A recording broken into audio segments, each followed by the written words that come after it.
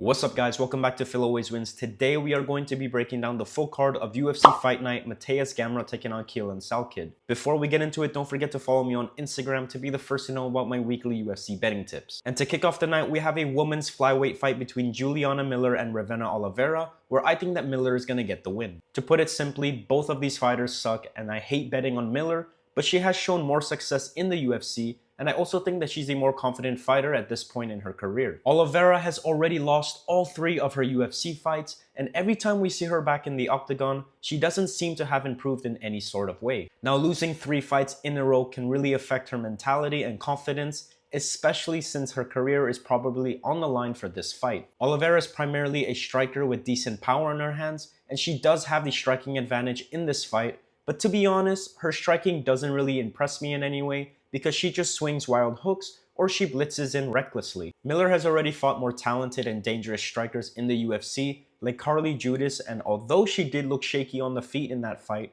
she still successfully mixed in her striking to get takedowns, and she also almost found a submission in round 3. On the flip side, we've already seen Oliveira struggle to defend takedowns against less complete grapplers, and she tends to make poor decisions once she's on her back, which is why she struggles to get back on her feet. I think that Miller just has the more clearer path to victory, and the only way she loses this fight is if she somehow gets knocked out. But I reckon that Miller is going to control her on the ground for the majority of the fight, and I actually think that she's going to find a late submission in round 3. Next up, we have a lightweight fight between Sousa and Richi Miranda, and this is going to be a very fun back and forth stand-up fight, a potential fight of the night, but I'm going to be favoring Sousa to get the win simply because he's the more powerful striker. Miranda's biggest advantage is his constant aggression, and he's usually able to dictate a high-paced fight for all 3 rounds. He does a good job of mixing in takedowns with his striking, and I think that the takedown threat is going to be his biggest weapon in this fight. You see, Sousa is also usually the aggressor in his fights, because his power threat allows him to put on the pressure and trade powerful shots from within the pocket. But Sousa may fight a more cautious fight in this matchup,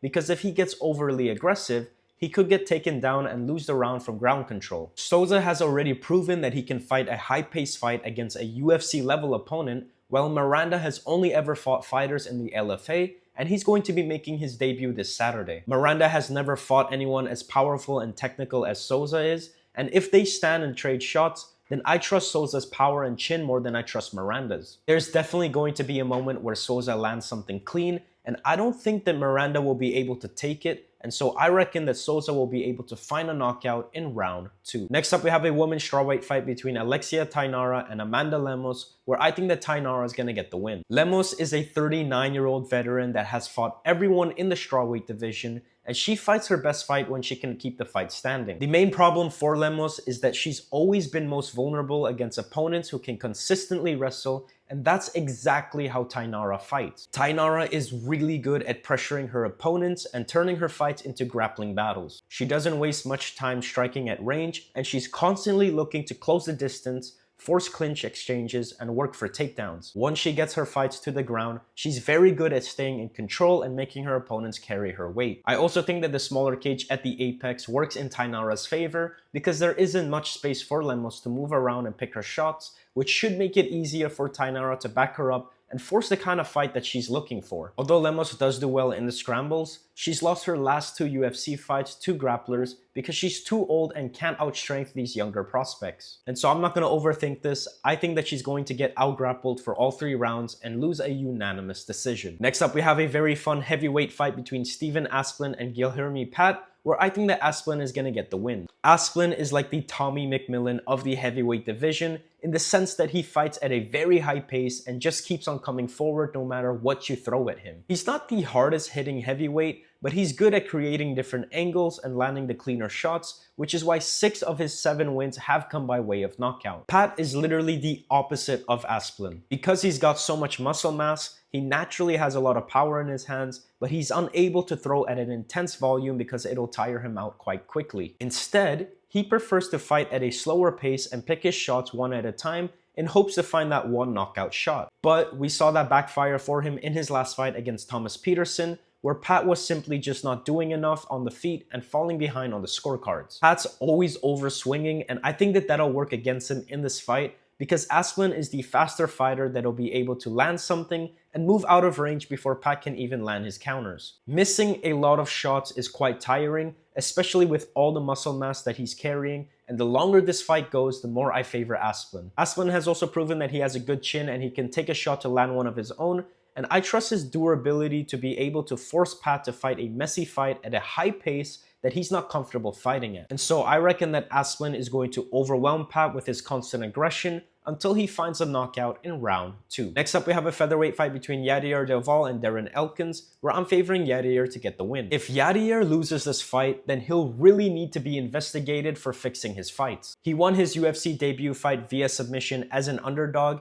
but it was quite suspicious and there was a lot of controversy because a few hours before the event started, a lot of people put money on him to win by submission. Then he went on to fight Jordan Levitt in his next fight, where he was a major favorite because Jordan Levitt is considered one of the lower tier fighters, and he got absolutely dominated on the ground for all 3 rounds. And now he's opening as the biggest favorite on this card, and although I still think he's gonna win, I'm not going to bet on it because something fishy seems to be going on. Yadier should convincingly win this fight because he's a very well-rounded fighter that's able to find knockouts and submissions, while his opponent Elkins is already 42 years old and at the end of his career. Elkins' nickname is literally The Damage, and as Joe Rogan said, that nickname was given to him because he's known for his fighting spirit and he keeps on fighting no matter how much damage he takes. But the older you get, the less damage you can take, especially if you've been taking so much damage throughout your entire UFC career. And so I expect Yadier to hurt him badly early on the feet and find a finish in round 1. Next up, we have a heavyweight fight between Louie Sutherland and Jose Montanha, where I think that Sutherland is going to get the win. This is a very tricky fight to call because there isn't much footage on Montanha, and with the very little available footage, he seems to have been fighting very low-level opponents in smaller events. Now he's making his UFC debut and there's so much pressure on his hands, and I do think that he's a little bit lucky to be fighting in the Apex because the crowd is much smaller there, but I still think that he could get stage fright, or as I like to call it, fight fright. Now Sutherland isn't the best fighter either, and he's very beatable, but at least we know how good or bad his capabilities are in the octagon. Sutherland will be looking to shoot for takedowns and use his size advantage to lay on Montanha and hold him down for the majority of the fight. But what I don't like is that Sutherland shoots for lazy single legs and he tends to leave his neck up for grabs when doing so. It worked out well for him in his last fight against Tai Tuivasa, but I'm not sure if he can rely on it as much as he did for this fight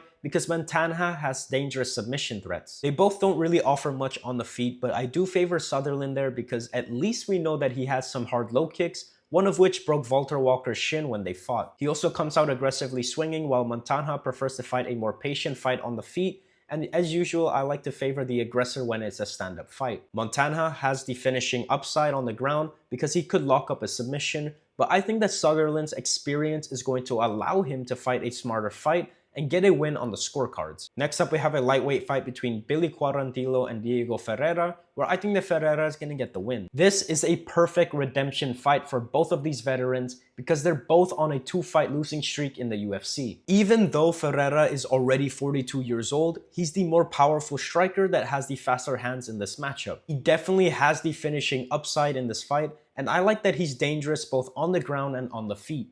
On the contrary, when Billy throws, he's sort of just touching his opponents, and there's no real intent behind his shots, which has its advantages because it doesn't take that much energy to throw like that, and that's why he can fight at a relatively high pace for all 3 rounds. But at this stage of his career where he's already old and isn't as durable as he used to be, points fighting can be very dangerous because he can get knocked out at any given moment. He just got knocked out by a 41-year-old Cub Swanson in his last fight, and I wouldn't be surprised if he got knocked out by a 42-year-old Ferreira in this fight. Ferreira is also coming off a knockout loss to Alexander Hernandez, but he was dominating the fight until he got caught badly in late round 2. But all of his losses feel more justified compared to Billy's losses because they're against significantly younger fighters that are more dangerous. I don't think that Billy is on the same level as any of the guys that Ferreira has beaten or was beaten by, and I think that Ferreira is going to use his speed advantage throughout the whole fight until he finds a knockout in late round 3. Next up, we have a light heavyweight fight between Diyar Nurgozhay and Bruno Lopes, and the only reason I'm going to be favoring Nurgozhay to win this fight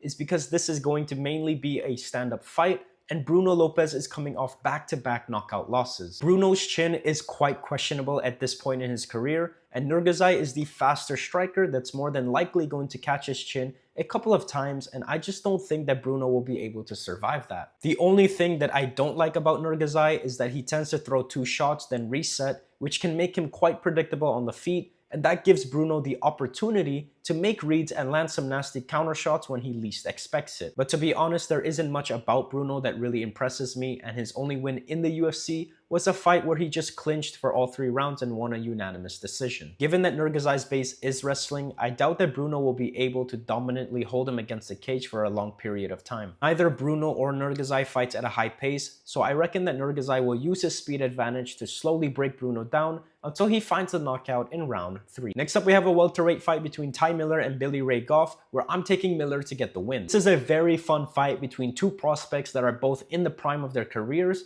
trying to make a name for themselves, and the reason I'm favoring Miller is because he's got more advantages coming into this fight. To start off, he's a slick boxer with a long reach, and he's good at using his range to touch his opponents from a distance. Because he's the longer fighter, he's also very good at fighting on the back foot, landing nasty counter shots, and circling out before he gets stuck against the cage. Now, I think that that's going to be crucial for this fight because Goff is always fighting an overly aggressive fight, and if he's barging in recklessly, I think that he's going to walk straight into a counter shot. Another advantage that Miller has is his power and durability. He's the naturally bigger fighter in this matchup that has already proven that he can eat heavy shots without being phased, while on the flip side, we've already seen Goff get hurt badly on the feet or dropped in some of his fights. And lastly, Goff is currently on a 2-fight losing streak while Miller is still undefeated and full of confidence. I think that momentum is a real factor to consider in this sport, and it's hard to stop a fighter who's on a 7-fight winning streak. Goff's biggest advantage is that he can put on the pressure and force a high-paced fight,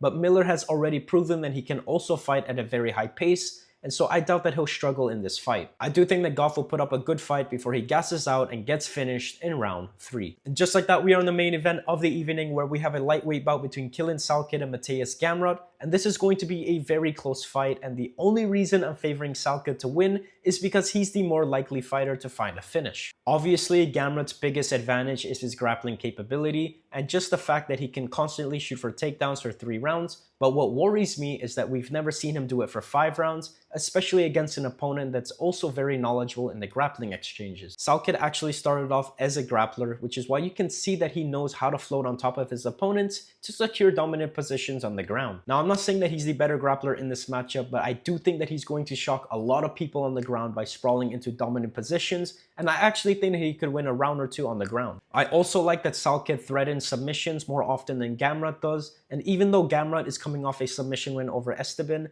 most of his fights usually go the distance, and I don't like backing fighters that rely on the judges to win fights, especially if they don't do much damage and just rack up control time. Whenever Gamrot attempts to open up on the feet and exchange strikes, he always gets rocked badly and resorts straight back to his grappling. I think that that small window of striking opportunity will favor Salkid because he's the sharper and more powerful striker, and if Gamrot gets rocked and shoots for a panic takedown, I think that Salkid is talented enough to defend the takedown and turn it into a finish via ground and pound. This is definitely Salkid's biggest test yet because Gamrot is a highly respected UFC fighter that has fought the who's who of the lightweight division, but I trust Salkid's grappling along with his striking to help him find a finish in round 3. And so that's going to do it for my full card breakdown of UFC Fight Night, Mateusz Gamrot taking on Quillan Salkid. Let me know what you guys think in the comments, and don't forget to follow me on Instagram to be the first to know about my weekly UFC betting tips. Peace.